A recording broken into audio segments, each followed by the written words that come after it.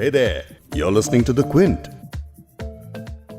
Quarantine इस शब्द का मतलब है किसी फैलने वाली खतरनाक बीमारी के चलते पीड़ित आदमी को बाकियों से इस तरह अलहदा रखना कि इन्फेक्शन न फैले। लेकिन अगर पूरा का पूरा शहर क्वारंटीन में रख दिया जाए तो सोचिए उस शहर में फंसे लोग कितना बेबस महसूस कर रहे होंगे, खासकर तब जब अगले दिन नया साल शुरू हो रहा हो, जिसे त्योहार की तरह मनाने की परंपरा हो। चाइना के वुहान शहर में जानलेवा वायरस कोरोना के फैलने की वजह से कुछ ऐसा ही हो रहा है। यहाँ तक कि अमेरिका, मकाओ, कोरिया, जापान और थाईलैंड में कोरोना वायरस के अटैक के मामले भी सामने आए हैं। तो इसी भयानक वायरस के बारे में आज हम बात करेंगे बिग स्टोरी में।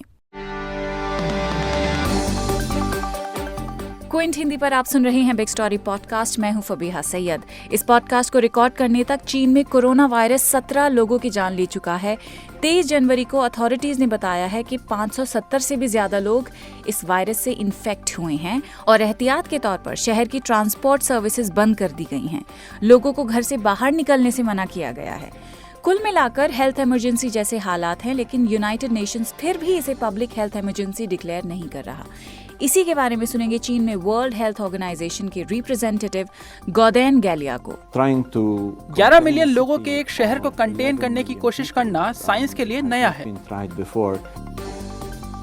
इसके अलावा जानेंगे प्रिंसटन एनवायरमेंटल इंस्टीट्यूट के लेक्चरर रामानंद लक्ष्मी नारायण से कि पिछले कई सालों में Ebola, swine flu, Nipah virus और अब कोरोना वायरस जैसे विषाणु के प्रकोप की वजह क्या है।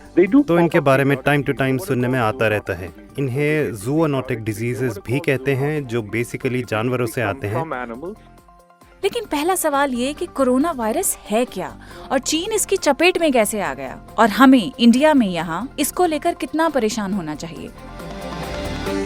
कोरोना वायरस इन्फेक्टेड लोगों की सांस की नाली और पूरे रेस्पिरेटरी ट्रैक्ट को प्रभावित करता है। वो धीरे धीरे निमोनिया की शक्ल ले लेता है। क्योंकि शुरुआती सिम्टम्स बिल्कुल मामूली सर्दी या फ्लू जैसे लगते हैं, इसीलिए बीमारी कोरोना वायरस की वजह से है ये कंफर्म करना मुश्किल हो जाता है। इस तरह के पहले केस के बारे में दिसंबर 2019 में पता लगा। ये केस वुहान में मिला था।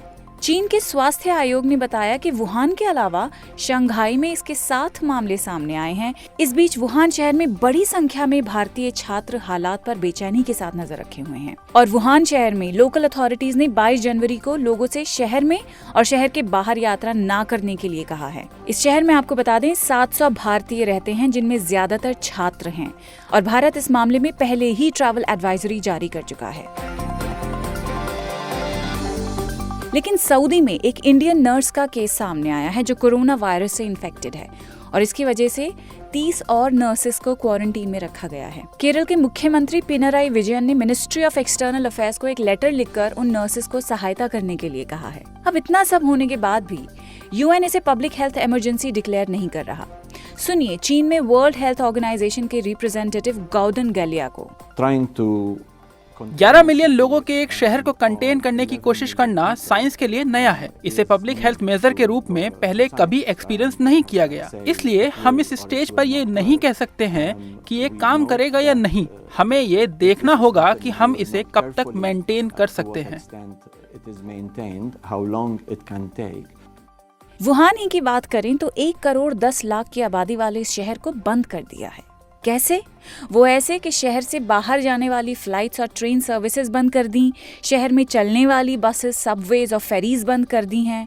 23 जनवरी की सुबह 11 बजे तक सारे मेट्रो स्टेशंस बंद कर दिए गए थे और क्योंकि ये सारी सेवाएं एकदम से निलंबित कर दी गईं, तो इस वजह से कई सारे पैसेंजर्स स्टेशन और सड़कों पर फंसे रह गए। कुछ लोगों ने तो पैदल ही अपने घर तक का सफर तय किया।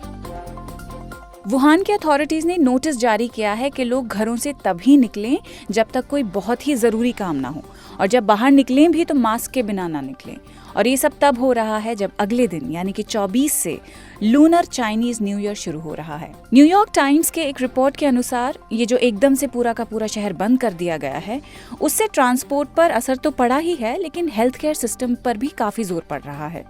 कहा जा रहा है कि ये आउटब्रेक वुहान शहर के हेल्थ केयर सिस्टम का भी इम्तिहान है, जिस पर लोग अभी से सवाल उठाने लगे हैं।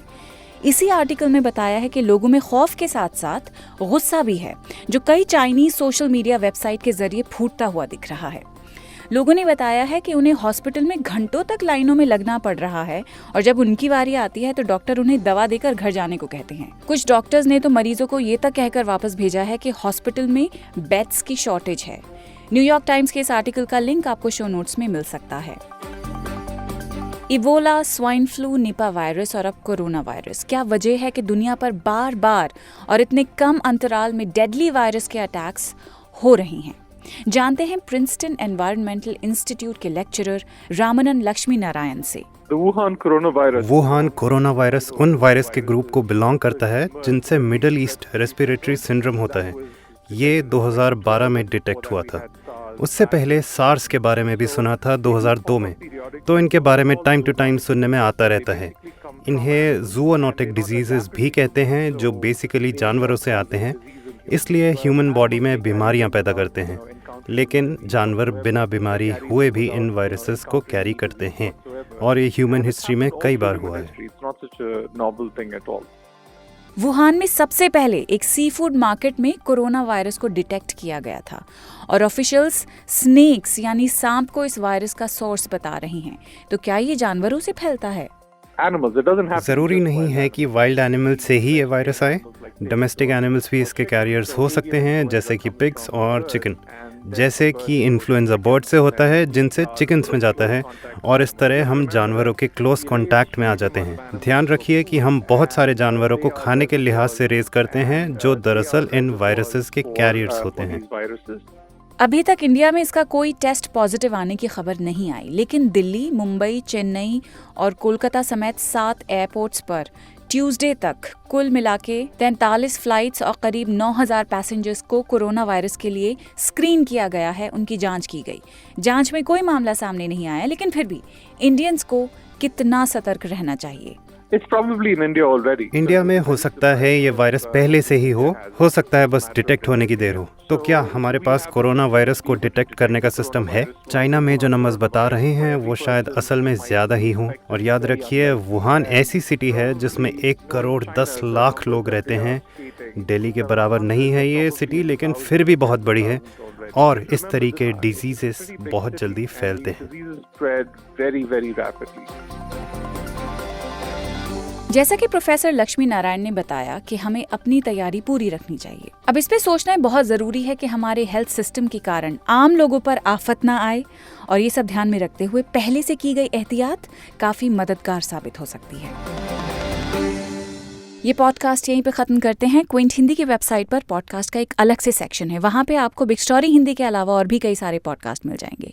फिलहाल बिग स्टोरी हिंदी अगर आपने अभी तक फॉलो नहीं किया है तो Google podcasts, Apple podcasts, Spotify और जियो सावन जैसी ऐप्स अगर आप इस्तेमाल करते हैं तो वहाँ पे आप बिग स्टोरी हिंदी रोमन में टाइप करेंगे, सारी प्लेलिस्ट आ जाएगी। सब्सक्राइब करें, फॉलो करें और आने वाला एक भी एपिसोड मिस ना करें।